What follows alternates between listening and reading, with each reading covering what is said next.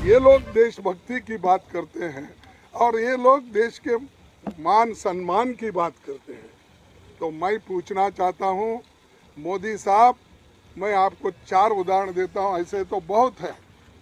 आपने जो चाइना गया, शंघाई में क्या कहा, मैं यही शब्द आपके सामने रखूंगा ताकि मोड़ तोड़ के बोल रहे हैं ऐसा नहीं होना कि earlier you felt ashamed of being born in India.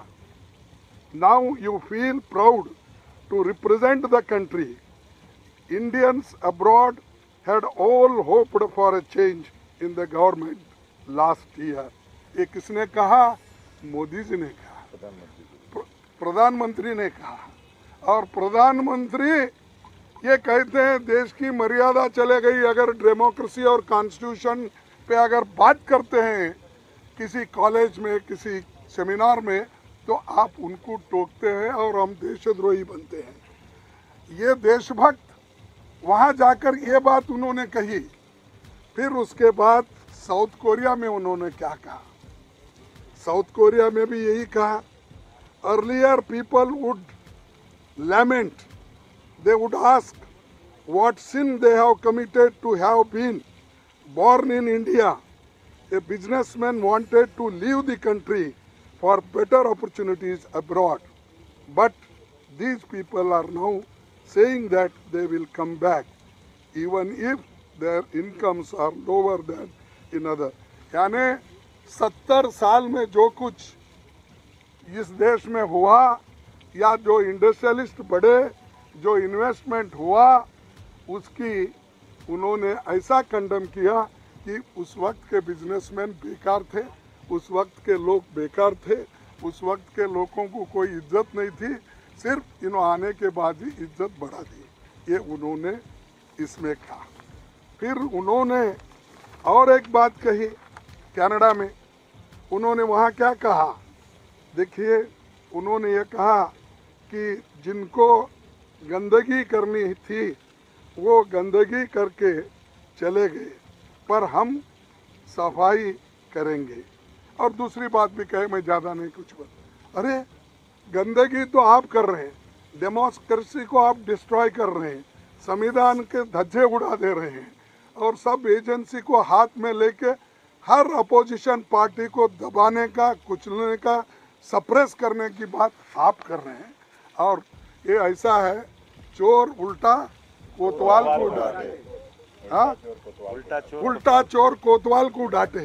ये ऐसे हैं, खुद तो डेमोक्रेसी को खत्म कर रहे हैं और डेमोक्रेसी को बचाने के लोग हैं वो। तो ये कहावत भी है और सबको मालूम भी है।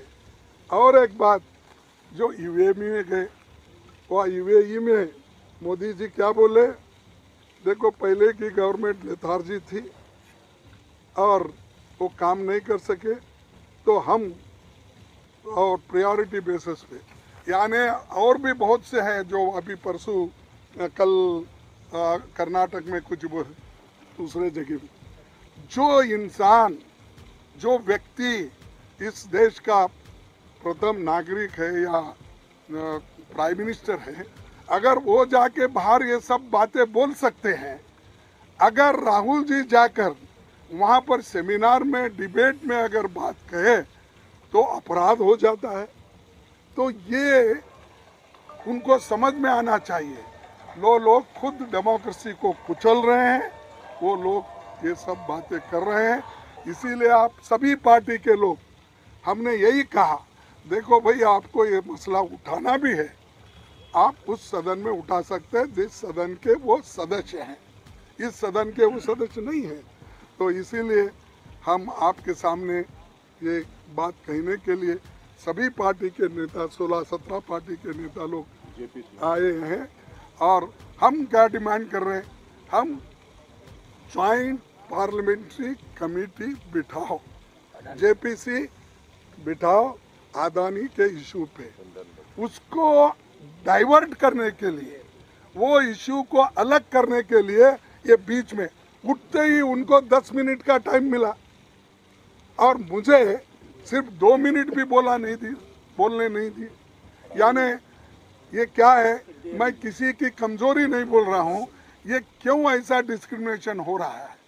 और जब अदानी की बात हम उठाते हैं, जेपीसी की उठाते हैं, तो फौरन एक तो माइक भी बंद होता है, दूसरे तरफ हंगामा भी शुरू होता है।